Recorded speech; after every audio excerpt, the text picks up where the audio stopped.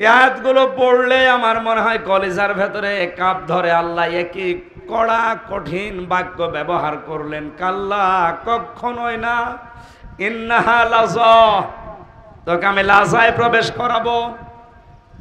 নাজ্জাআতাল লিশাওয়া, এখানে গেলে আগে চামড়া খসে যাবে।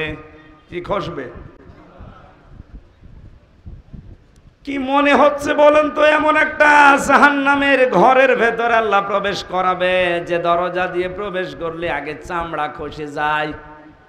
রিমান্ডে আমাদের বিভিন্ন জিনিস দেখিয়েছে যে এই নখ তুলে নেওয়ার যেগুলো দিয়ে তোলে, যদিও আমার তোলেনি, আমাকে দেখিয়েছে যে যেগুলো দিয়ে আমরা তুলি। বলেন হ্যাঁ, ওগুলো অস্ত্র মামলা, যাদের মার্ডার মামলা তাদের এই নখ তুলে স্বীকার করায়। আমাদের মৈলচুরি আমরা বললাম না, আমার আবার কি স্বীকার করাবে? এই কঠিন অবস্থায় ভয়ঙ্কর ঘরের ভেতরে নিয়ে শুধু ওই মাল মশলাগুলো অস্ত্রপাতিগুলো দেখালেই নখ উঠে চলে যায় না, চামড়া খসে না। আল্লাহ বলেন নাজ্জাআতাল লিশাওয়া, এমন একটা ঘর বানিয়েছি জাহান্নামে লাযা, এখানে গেলে আগে চামড়া খসে যায়। কথাটা শুনতে যত সহজ মনে হচ্ছে, বাস্তবে নিয়ে জানতো যারা আলেম আছে ওনারা তো অবশ্যই টের পেয়েছে কত বড় ভয়ঙ্কর ঘর আল্লাহ বানাতে পারে। বলেন, যেখানে গেলে আগে চামড়া খসে যাবে। এটা কোনো গরুর জন্য, ছাগলের জন্য, ভেড়ার জন্য না, আমাদের জন্য। আল্লাহ বলেন দুই প্রকার মানুষকে এই চামড়া খসানো ঘরে লাযা ডাকবে।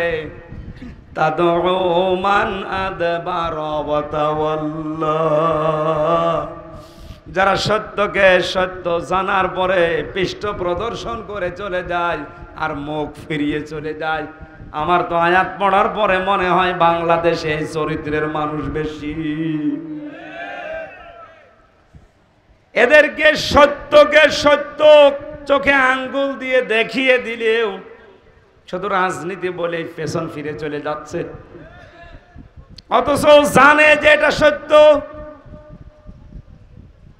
এই বিশ্বাস নিয়েও সেই 10, 15, 20, 30 কিলো দূর থেকে এখানে এসে বসে আছে যে হামজা এসেছে কুষ্টিয়া থেকে, ও বাবার কথা বলবে না, ও দাদার কথা বলবে না, ও নিজের দলের কথা বলবে না। ও জানে যে কোরআন দিয়ে কথা বলে, কোরআন দিয়েই বলবে। চোখে আঙ্গুল দিয়ে দেখিয়ে দিচ্ছি যে এইটা এইটা এইটা। এরপরও মনে মনে ভাবেন না, এ তো আমার দলের লোক না, এ আমার বাবার মুরিদ না, এ আমি মানি না। এরকম চরিত্র দেশে নেই।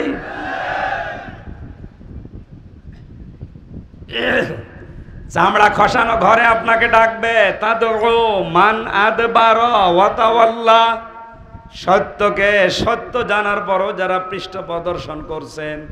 আমি আবার রিপিট করছি, সবার জীবনে যেন টার্গেট থাকে দিন কি করে এদেশে বিজয়ী হয়। এ টার্গেট যার জীবনে নেই, এটা রাজনীতি মনে করেন। পায়খানা করা এটাও রাজনীতি মনে করা লাগবে। টয়লেটে যাওয়ার সময় যারা বলেন আল্লাহুম্মা ইন্নী আউযু বিকা মিনাল খুবুসি ওয়াল খাবাইস, এই কথা বলেন না কেন? এই কথাটা বলার পরে যে 8-10 মিনিট বসে থাকেন, বের হওয়ার পরেই বলেন গফরানাক, আল্লাহ তুমি আমারে মাফ করো। আলহামদুলিল্লাহিল্লাযী আযহাবা আন্নিল আযা ওয়া আফানি, এই গন্ধ জিনিস আমার শরীর থেকে বের করে দিলে এই জন্য তোমার শুকরিয়া। আমাকে তুমি স্বস্তি, শান্তি, নিরাপত্তা দিয়েছো এই গন্ধ জিনিস বের করার মাধ্যমে। এটা যদি কেউ ডান পা দিয়ে বের ঢোকে, বাম পা দিয়ে ঢুকে ডান পা দিয়ে বের হওয়ার সময় এই দোয়াটা পড়ে, আধা ঘন্টা যদি টয়লেটে বসে থাকে, আধা ঘন্টা ইবাদত। এই কথা বলে না কেন? আধা ঘন্টা যদি টয়লেট করা ইবাদত হয়। 10 বছর নবীজি কোরআন দিয়ে রাষ্ট্র চালিয়েছে। কোরআনে ঝাড় ছিল, বিজয় ছিল। 30টা বছর 4 জন সাহাবী কোরআন দিয়ে রাষ্ট্র চালিয়েছে। এই কথা বলে না কেন?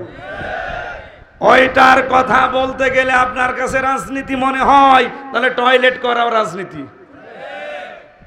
এই সহজ কথা যদি না বুঝে, না বোঝার ভান করে উল্টা দিকে চলে যান, অপেক্ষায় থাকেন, চোখ বন্ধ হতে দেরি হবে। লাযা নামক জাহান্নামের চামড়া খসানো ঘরে আপনাকে প্রবেশ করাতে আপনার দেরি হবে। পরেরটা তো আরো কঠিন। জামা যারা মাল সম্পদ জমা করছে আর একে সংরক্ষণ করার জন্য বিভিন্ন পায়তারা করছে, বিভিন্ন লাইন খুঁজতেছে। আজ বাংলাদেশে এই চরিত্রের মানুষও বেশি, মানে খাপের খাপ মমতাজের বাপ মিলে যায়, তো এই জন্য আমার আসতে দেয় না। কারণ জানে যে আসলে যা বলবে সব আমার সাথে মিলে যাবে। কয়েকদিন আগে খুলনা গিয়েছিলাম, এটা গিয়েছিলাম 18 সালে, আবার এই যে 4-5 দিন আগেও ছিলাম। আমারে বলছো হুজুর আপনি স্বামী স্ত্রীর গন্ডগোল কেন হয়, একটা বই লিখেছেন না, দাম্পত্য জীবনের কলহ এবং তার সমাধান।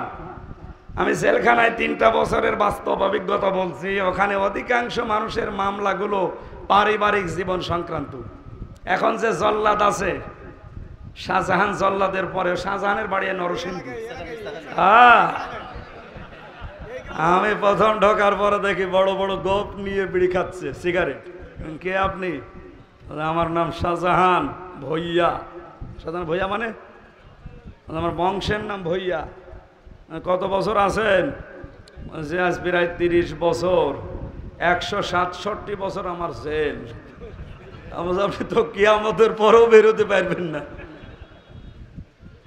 167 বছর আপনার জেল, আর নরসিংদী বাড়ি আপনার ভইয়া, নাম এখনো ভোলেননি। গরম দিয়ে আমার ওঝা, আমার বংশের নাম। ও ঠিক আছে, এই লোকটা বের হয়েছে না। এখন যে লোকটা জল্লাদের দায়িত্বে আছে ওর নাম ইলিয়াস। এই ফাঁসি যাদেরকে দেয় ওর নাম ইলিয়াস, ওর বাড়ি চট্টগ্রাম। খুব বড় মামলা নিয়ে ফাঁসির আদেশ নিয়ে বসে আছে, আজ প্রায় 30 বছর ওর জেল। বউ মার্ডার করিস 17 বছর নাকি শুনলাম। একদিন আমার সাথে কথা বলছিল, বললাম ভাই কি 17 বছর সৌদি আরবে ছিলাম, দেশে এসে বিবাহ করলাম, আমার বউর সাথে আর আমার বোনের সাথে আর আমার মার সাথে মিল নেই। কিছু মাকে বোনকে দিলেই বউ মন খারাপ করে। আমার কষ্টের জিনিস আমি দেব, বউ মন খারাপ করবে। ওরে একটু শাসন করার জন্য একটু দিলাম, ও ছাতা গেল মরি। শেষে আমার রায় হয়েছে আমার ফাঁসি। আমি এখন এই 30 বছর, এখন যাবজ্জীবনে আছি। 30 বছর আমার জেল খাটা লাগবে। এই ফাঁসি মাসি দিয়ে 4 মাস করে মাফ হয়, তারপরেও 22 বছর এ জেলে থাকা লাগবে। যে বলেন 22 আর ওদিকে 17 সৌদি আরবে, কত বছর গেল? তো ওর জীবন আর কি থাকে?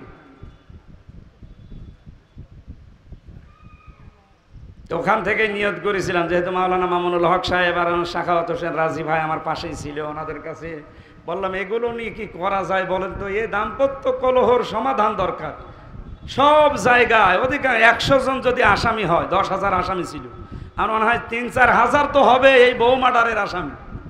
হয় মেরে ফেলেছে, নাই আদামারা করে ফেলেছে, নাই যৌতুক চেয়েছে, এইরকম চিন্তা ভাবনা করে করে বই লিখেছিলাম, কিছু টুকে টুকে বাইরে এসে প্রকাশ করেছি। এটা স্টেজে কয়েকটা আছে।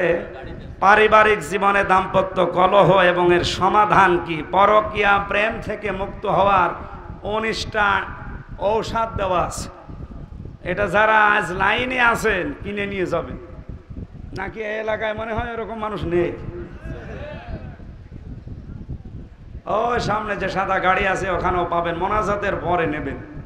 আশা করছে এটা নিয়ে মেয়েকে, যাদের বিয়ে হয়নি তাদেরকে পড়ান, আপনার বউকে পড়াবেন। যদি অন্য জায়গায় কোনো আনসান থাকেও আশা করছি আল্লাহ তাকে ফিরিয়ে আনবেন।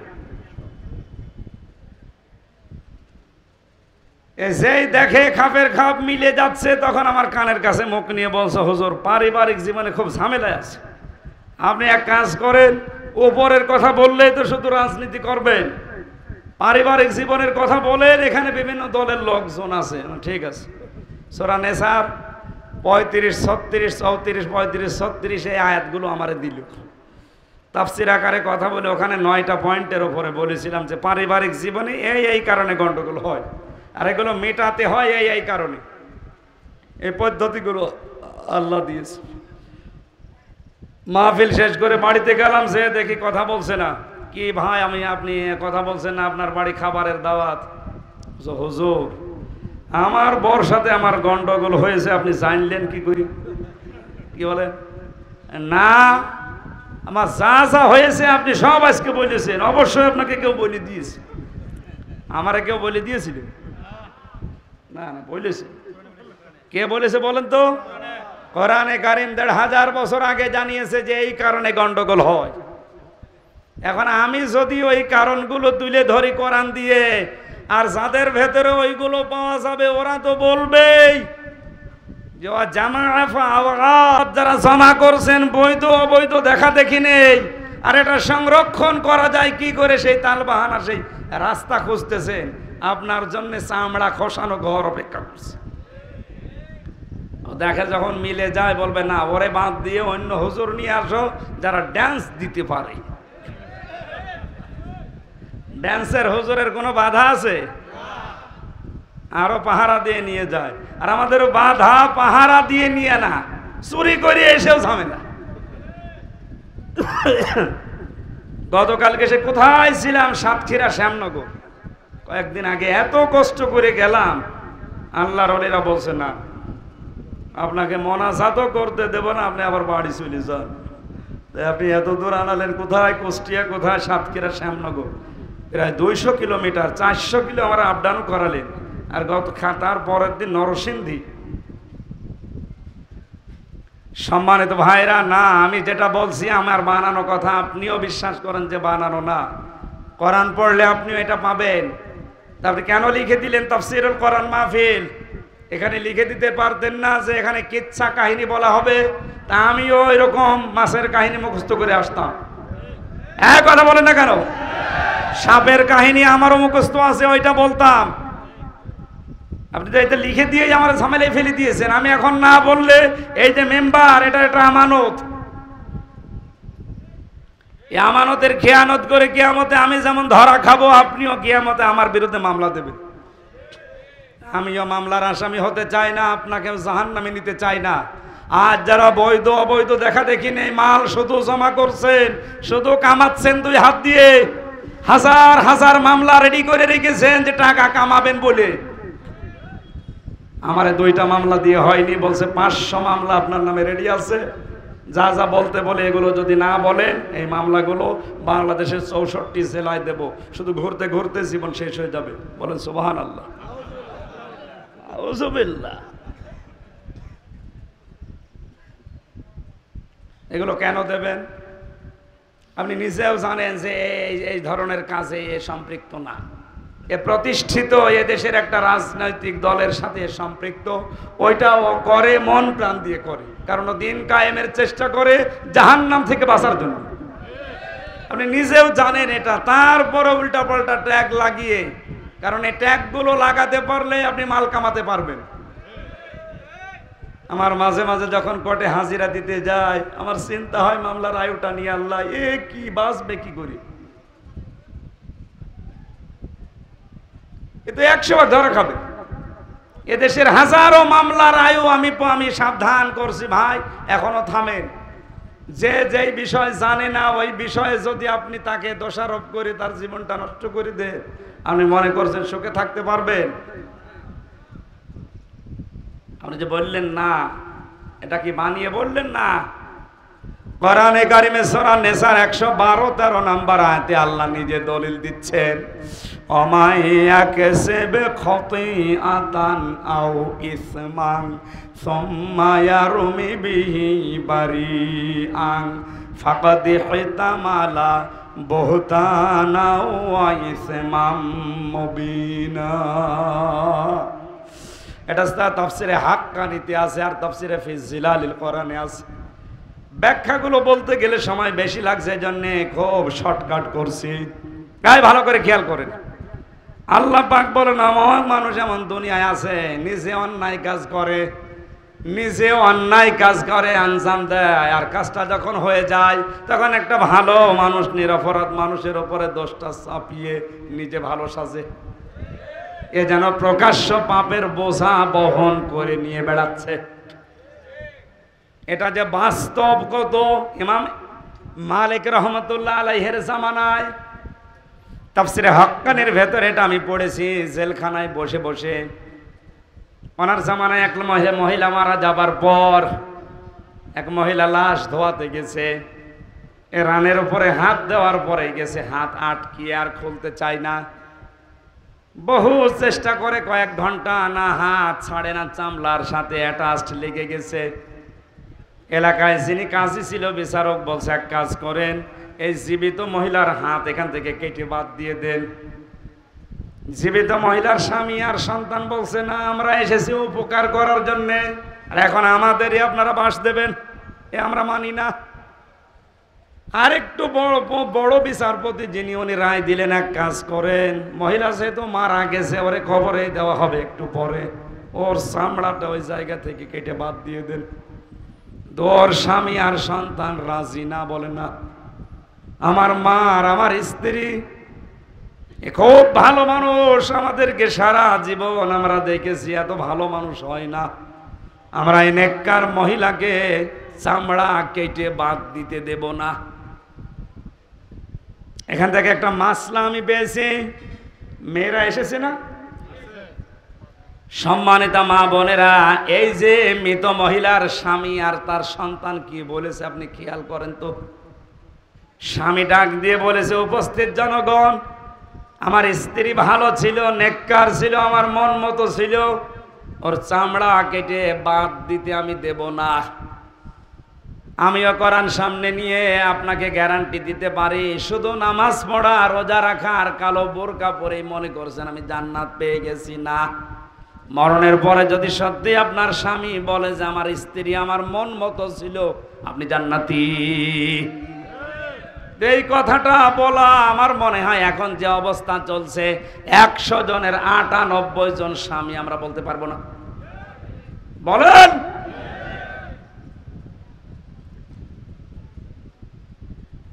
নেককার স্ত্রী হওয়ার জন্য শুধু নামাজ রোজা আর কালো বোরকা পরায় না, স্বামী যাদের আছে জায়েজ কথাগুলো মেনে নেবেন। 4টা কারণ আমি পেয়েছি তিরমিজি শরীফের হাদিসে। নবীজি বলেন, নেককার মহিলা তো ওইটা যখন স্বামী বাইরে থেকে আসবে তাকে আনন্দ দেবে যে কোনো ভাবে। 2 নম্বরে স্বামী আসলে তার খেদমতের জন্য এগিয়ে যাবে। 3 নম্বরে স্বামীর জায়েজ আশাগুলো পূর্ণ করবে। 4 নম্বরে স্বামী যেটা পছন্দ করে ওইটা যদি জায়েজ হয় জীবন থাকতে মেনে নেবে।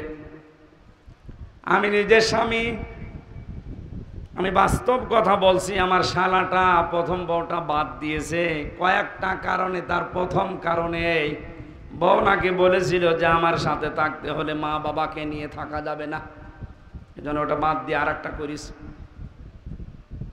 শুধু আমার শালা এই কাজ করেছে না, এ দেশে এরকম মানুষ আছে। এই কথা বলছে না কেন? আমার ওই শালা সহ, আমি সহ, এ মাওলানা সহ প্রত্যেকটা স্বামী আমার মনে হয় আমরা চাই যে বিয়ের পরে আমার মা বাবা যেন আমাদের সাথে থাকে। কথা বলে না কেন? কিন্তু আজ 100 জনের 98টা বৌমা এটা চাই না। এটা তো জায়েজ আছে, স্বামী চায়, আপনি চান না কোন কারণে? আপনার ভাগে কম পড়ে যাবে। আপনাকে বুদ্ধি দেয় আপনার মা আর আপনার বড় বোন। আমার মনে হয় নরসিংদে ওয়াজ করা ঠিক হচ্ছে না। হ্যাঁ,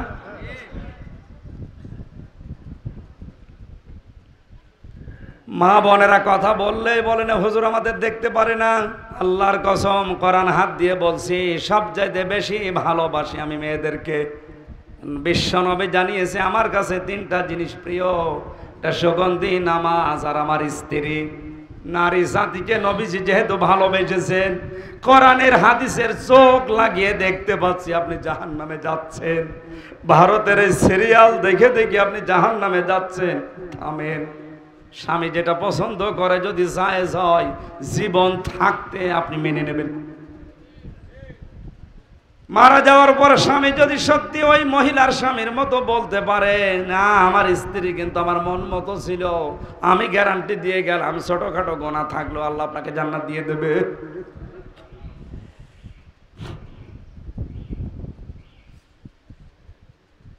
সবাই মিলে বলছে কি করা যায়, কেউ তো রাজি না।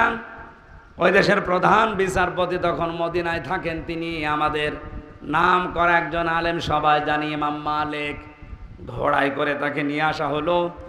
এই মহিলাকে পর্দার আড়াল থেকে প্রশ্ন করছে, ইমাম সাহেব এই মেয়ে, হাত আটকিয়েছে কেন লাশের সাথে? সত্যি করে বলো, কি কি করেছো? মেয়েটা সেই প্রথম থেকে শেষ পর্যন্ত বলতে আরম্ভ করেছে যে আমি এই এই করেছি, আমার কোনো দোষ নেই। আমি তো ভালো মনে খালাস দোয়াচ্ছিলাম। ইমাম মালিক বলছে, না, আমার কাছে কোরআন আর হাদিসের রাডার আছে, আমি কিন্তু সত্যি ধরে ফেলবো, এখন বলো। ধমক দেওয়ার পরে মেয়েটা বলছে, ইমাম, লাশ ধোয়াতে ধোয়াতে এই মহিলার প্রতি একটা খারাপ ধারণা করেছিলাম আমি। খারাপ ধারণা এই যে তুমি উপরে ফিটফাট, তুমি ভেতরে সদরঘাট। তোমাকে আমি একদিন একটা পুরুষ মানুষের সাথে তোমার বাড়িতে প্রবেশ করতে দেখেছিলাম। এই যে আন্দাজে একটা মন্তব্য তার উপরে নিক্ষেপ করেছি। পরবর্তীতে খোঁজ নিয়ে জেনেছিলাম যে ওটা তার বড় ভাইয়ের ছেলে। ভাইয়ের ছেলে সম্পর্কে কি হয়? ফুফু। কি হয় বলেন? ফুফুর সাথে দেখা করা যে 14 জন পুরুষের সাথে একজন মহিলা দেখা করতে পারে, ভাইয়ের ছেলে তার ভেতরে নেই। একটা জায়েজ জিনিসকে আপনি হারাম দিকে গড়িয়ে দিলেন কোন কারণে? আমি শুধু এই কাজটা করেছিলাম মনে মনে লাশ ধোয়ানোর সময়। ইমাম মালিক বলে, মহিলা, আমারও তো এইটাই মনে হচ্ছে তুমি কিছু না কিছু করেছো। নিজে অন্যায় করার পরে অন্যায়টা যদি কোনো নিরপরাধ ভালো মানুষের উপরে কেউ চাপিয়ে দেয়, সে যেন প্রকাশ্য পাপের বোঝা বহন করে নিয়ে বেড়ায়। ফাকাদ হাতামালা বহুতানা ওয়া ইসমাম মুবিনা। তুমি এখন প্রকাশ্য পাপের বোঝায় আছো, থাকো এভাবে। শাস্তি আছে কোরআনে কারিমে তোমার জন্য দুইটা। সূরা নূরের 4 নম্বর আয়াতটা তিনি তেলাওয়াত করে শাস্তির ঘোষণা দিলেন, ওয়াল্লাযীনা ইয়ারমুনাল মুহসানাতি সুম্মা লাম ইয়াতু বিআরবাআতি শুহাদা ফাজলিদুহুম সামানিনা জালদা ওয়ালা তাকবালু লাহুম শাহাদাতান আবাদা ইলা আখির আয়া। আল্লাহ পাক বলেন, যারা নিরপরাধ, নিষ্কলুষ, চরিত্রবান কোন নারীর উপরে জেনার তহমত, ব্যভিচারের তহমত লাগিয়ে দেয়, কিন্তু সাক্ষী জোগাড় করতে পারে না 4 জন, তার 2টা শাস্তি দুনিয়ায় হবে। 80টা বেত তাকে মারা লাগবে চামড়ার চাবুক দিয়ে। 2 নম্বরে কোনো দিন আর তার সাক্ষী আদালতে গ্রহণযোগ্য হবে না। বাংলায় মামলার আয়ু যারা আছেন আর যারা মিথ্যা মামলা মানুষকে দিয়ে তার জীবনটা নষ্ট করছেন, নিরপরাধ মানুষের উপরে দোষ চাপিয়ে জীবনটা শেষ করে দিচ্ছেন। আজকে একটা সংবাদ আমি পেয়েছি, আমি নাম নিতে পারলাম না, দুঃখিত। নিরপরাধ মানুষকে বিনা কারণে কেউ যদি হত্যা করে আর কেউ যদি এই সাপোর্ট করে এই হত্যাকে, আল্লাহ তাকে দুনিয়ায় শাস্তি দেয়, এটা আমি আজকে দেখতে পেয়েছি। ইন্না বাতশা রাব্বিকা লাশাদীদ। আল্লাহ বলেন, আমি কিছু বলি না, কিন্তু যদি ধরি ওরে আর ছাড়ি না। ভিন্ন মত, ভিন্ন দল পোষণ করা, এটা কি অপরাধ এই দেশে? তাহলে গণতন্ত্র গণতন্ত্র বলে চিল্লান কেন? ভিন্ন মত, ভিন্ন দল আমি করতেই পারি, তাই বলে আপনি আমার চোখ তুলে নেবেন? কথা বলেন না কেন? তাই বলে আপনি 3 বছর আটকিয়ে রাখবেন? কিসের গণতন্ত্র বলে চিল্লান আপনি বলেন? অন্যায় কাজে যে করেছে আপনি সাপোর্ট করেছেন, আল্লাহ পাক ও আপনাকে ঠিক একই কায়দায় শাস্তি দিয়ে দেখিয়ে দিয়েছে। এটা আল্লাহর কোরআনের সূরা নিসার 5 নম্বর পারা 15 নম্বর পৃষ্ঠার 12 নম্বর লাইনের 112 নম্বর আয়াত। কোনোদিন মিথ্যা হবে না। আমি আরেকটা দলিল বলছি, বাড়ি যে দেখবেন, সূরা আনআম 8 নম্বর পারার 1 নম্বর পৃষ্ঠা 10 নম্বর লাইনের 115 নম্বর আয়াত। যেহেতু 2টা শাস্তি তোমার উপরে নির্ধারিত, 80টা বেত মারা লাগবে, জল্লাদ শুরু করো। 79টা হয়ে গেছে, কিন্তু হাত খোলে না। জল্লাদ ডাক দিয়ে বলে, কি ইমাম সাহেব, আর কি করবো? আর মাত্র একটা চাবুক বাকি আছে, হাত তো খোলে না। উনি বললেন না, ওয়াতাম্মাত কালিমাতু রাব্বিকা সিদকাও ওয়া আদলা লা মুবাদদিলা লিকালিমাতি। আল্লাহ বলেন আমার কালাম আমি তিনটা জিনিস দিয়ে সাজিয়েছি। এক নম্বরে যত কথা কোরআনে আছে সব সত্য কথা। দুই নম্বরে এটা ন্যায় বিচার ইনসাফপূর্ণ কথা। তিন নম্বরে কোনো দিন আমার কথা কোনো রদ বদল হবে না। আমি যেহেতু 80টা মিয়াতা কি সামানিনা জালদা দিয়েছি, 80টা বেত মারা লাগবে, 79টা হয়ে গেছে, আর একটা মাত্র বাকি, এখনো হাত খোলে না। এই একটা মারার পরে যদি হাত না খোলে তাহলে কোরআন দিয়ে বিচার করলাম, অনেকের বিচারের উপরে আস্থা উঠে যাবে। শুরু করো বিসমিল্লাহ বলে। শুরু করলেন বিসমিল্লাহির রহমানির রহিম বলে, আর একটা 80টা মারা শেষ, সঙ্গে সঙ্গে চট করে হাত খুলে গেছে। আমি শুধু ঘটনা বলার জন্য পর্যন্ত আসি নাই, আমার শিক্ষা। ও বাংলার মানুষেরা, আমার মনে হয় যদি আয়াতটা আজ বাংলার সংসদে কায়েম থাকতো, সূরা নিসার এই 4 নম্বর আয়াত, কত মানুষের সাক্ষী এই বাংলার আদালত থেকে এমনি রিজেক্ট হয়ে যেত। মরণের আগে আর আপনার সাক্ষী নেওয়া হতো না। ওয়ালা তাকবালু লাহুম শাহাদাতান আবাদা, কোনদিন আপনার আর সাক্ষী নেওয়া হবে না।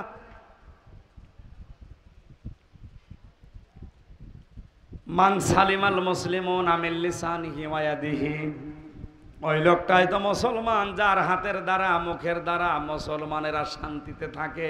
হাত মানে শুধু এই হাত না, মুখ মানে শুধু এই মুখ না। এই হাতের আমি 99টা অর্থ পেয়েছি হাদিসে। ইয়াদুন মানে শুধু এই হাত বললে আল্লাহর নবী শুধু এখানে শব্দ দিয়েই শেষ করে দিতে পারতেন। আপনি টিকা দেখবেন এই হাদিসের মুহাদ্দিসিন ইকরাম যারা তারা বলেছে হাত মানে ক্ষমতার হাত, হাত মানে বিচারের হাত, হাত মানে পাওয়ারের হাত, হাত মানে আইনের হাত, হাত মানে টাকা পয়সার হাত, হাত মানে দলীয় হাত। এক কথা বলছে না কেন? এই হাত দিয়ে যা করা যায় এর চাইতে ক্ষমতার হাত দিয়ে আরো বেশি করা যায়। এই হাত দিয়ে আর কি করা যায়? করা যায় তো এই হাত দিয়ে। কথা বলেন না কেন?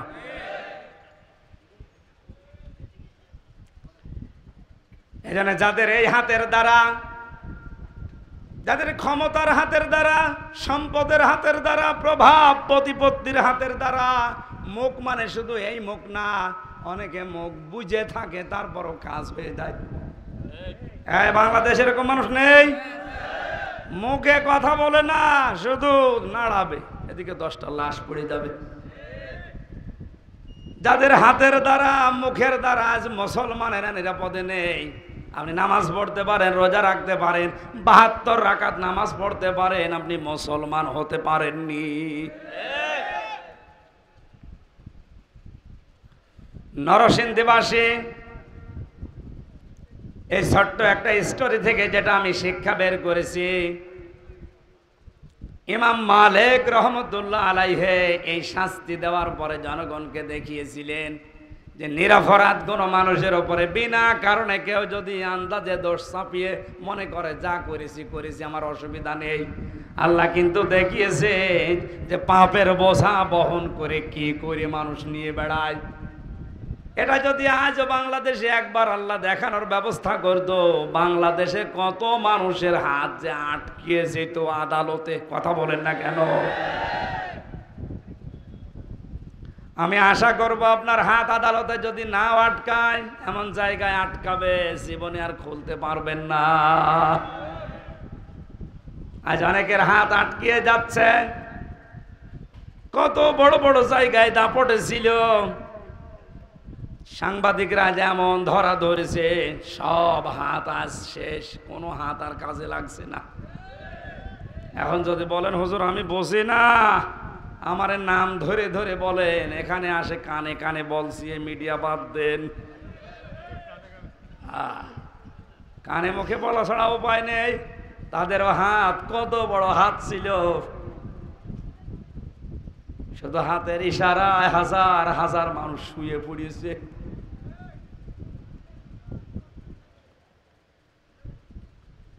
আর যারা মাল সম্পদ জমা করছেন এভাবে আর সংরক্ষণ করার লাইন খুঁজতেছেন, ইয়াহসাবু আন্না মালাহু আখলাদা, মনে মনে করছেন এটা আমার কাছে স্থায়ীভাবে থাকবে, কখনোই না। দুদুক ধরলে, সাংবাদিক ধরলে আপনি দিশেহারা হয়ে যান। আমার আল্লাহর দুদুক, আল্লাহর সাংবাদিক আছে না নেই? ওগুলো তো এখনো বাকি আছে। আল্লাহ আপনাকে লাজায় দিয়ে চামড়া খসানোর আগে আপনি শান্ত হচ্ছেন না। আমরা যেহেতু মুসল্লি, আমাদের ভেতরে এগুলো যেন না আসে। আমাদের মালের ভেতরে, সম্পদের ভেতরে হক আছে। এই তালতলি বাজারে ঢাকা থেকে এসে আপনি বাসে নামলেন, আপনি ধনী মানুষ, এখান থেকে 2 কিলোমিটার দূরে আপনার বাড়ি। আপনি যদি বলেন 2-3টা রিকশা দাঁড়িয়ে আছে, থাক আমি হেঁটে যাব, আপনার জন্য জায়েজ নেই। কারণ কি? যে রিকশাগুলো দাঁড়িয়ে আছে এখানে 20 টাকা 30 টাকা নিয়ে ওর সংসার চলবে, আপনার এই পকেটের টাকার ভেতরে আল্লাহ ওর খাবার লুকিয়ে রেখেছে। এই কথা বুঝতেছেন? আপনার গ্রামের ভেতরে, গোলার ভেতরে যে ধান আছে, চাউল আছে, ওটা শুধু আপনার একার জন্য না, ওখানে মুরগির খাবার আছে, ওখানে কামলার খাবার আছে, গরিবের খাবার আছে। আল্লাহ আপনার কাছে আমানত রেখে দিয়েছে, ওই খাবারগুলো তাদের কাছে আপনার মাধ্যমে পৌঁছাবে। এই জন্যে আমরা নামাজি, আমরা মুসল্লি, আমাদের ভেতরে এই গুণ আসবে না। আমরা আমাদের সম্পদের হেফাজত করব, বলেন আমিন। আল্লাহ পাক বলেন লিসাইলি ওয়াল মাহরুম, বঞ্চিত এবং ভিক্ষা যারা যায় তাদের ভেতরে এই মানুষগুলো সম্পদ বন্টন করে। এর তাফসীর পড়তে গিয়ে ফি জিলালিল কোরআনে সাইয়্যিদ কুতুব দিয়েছেন, সম্পদ যাদের আছে তাদের 5টা কাজ দুনিয়ায় করা লাগবে। 1 নম্বরে সম্পদের মালিক যারা আছেন তাদের প্রথম টার্গেট হবে কি করে দারিদ্র মুক্ত দেশ, সমাজ উপহার দেওয়া যায়। প্রধানমন্ত্রী ক্ষমতা পাওয়ার পরে যতগুলো কাজ করেছে তার ভেতরে অন্যতম প্রশংসামূলক কাজ এইটা, একটি খামার, একটি বাড়ি, এই প্রকল্পটা। এই কথা বলছে দেখো, বিরোধিতা করতে হয়, করব অন্ধভাবে না, এই কাজটা ভালো কাজ। একটি খামার, একটি বাড়ি, এই কাজটার প্রকল্প যিনি চালু করেছেন প্রধানমন্ত্রী শেখ হাসিনা। হাজার হাজার মানুষের কর্মসংস্থান তৈরি হয়েছে, একটা মাথা গোজার ঠাঁই হয়েছে। এই কথা বলে না কেন? হ্যাঁ, যদিও যাদের মাধ্যমে এগুলো এসেছে এই মানুষগুলো একটু 9-6 হালকা পাতলা করতে পারে। হয়তো 100 টাকা বাজেট ছিল, 99 টাকা খেয়েছে, 1 টাকার কাজ করেছে, তাও তো করেছে নাকি? কিন্তু বাজেট তো উনি ঠিকই দিয়েছিলেন। সম্পদ আলা মানুষ যারা কি করবেন, বেগম পাড়া বানিয়ে এখন যদি চোখ বন্ধ হয় বেগম পাড়ায় নিয়ে যাবে আপনারে। সম্পদ মাল কামাই করছেন, বৈধ অবৈধ দেখা দেখি নেই। বাবা শাহজালাল সব হালাল, শুধু হালাল বলে শেষ করে দিচ্ছেন। আরো কঠিন, কি করে সংরক্ষণ করা যায়? 14 পুরুষ বসে বসে খাবে, সে সমস্ত রাস্তাগুলো কমপ্লিট করে যাচ্ছে। আল্লাহ বলেন না কাল্লা, আল্লাহর ভাষা দিয়েছে। আমার গলায় সাপোর্ট করছে না তো, গলা বসে যাওয়ার কারণে। গলাটা ভালো থাকলে আমি আয়াতগুলো সব পুরোপুরি শেষ করতে পারতাম, গলা সাপোর্ট দিচ্ছে না, তো বলতে গেলে গলা আরো বসে যাচ্ছে। 12টা গুণের 3টা চলছে, এখনো 9টা বাকি আছে। সূরা মারেজের এই 19 নম্বর আয়াত থেকে বাড়িতে যে একটু তাফসীরে ফি জিলালিল কোরআন আর ইবনে কাসিরটা একটু পড়েন। আমার কণ্ঠ আর শরীর সাপোর্ট না করার কারণে আমি মাফ চেয়ে নিচ্ছি ভাই, আমি মাফ চাচ্ছি, আমারে মাফ করেন, আমি পারছি না। কারণ তাফসীর আকারে এগুলো এখনো 9টা বলতে গেলে আমার শেষে আর সকালবেলা কথাই বের হবে না। কালকে আবার একটা অনুষ্ঠান আছে কক্সবাজার টেকনাফে, বড় আশা করে ওরা জেল থেকে বের হওয়ার পরে নিয়েছে। আমি ওই গাড়ি থেকে আপনার দাম্পত্য কলহর বইটা নিয়েছে, স্ত্রীকে, মেয়েকে, বোনকে, ফুফুকে, মাকে, খালাকে, এদেরকে উপহার দেবেন, কাজে লাগবে। অনেক তথ্য ওর ভেতরে দিয়েছি। আল্লাহ আমাদেরকে উঠছেন মানে এই 9টা না শুনে চলে যাবেন, আমার না গলা পারছে না।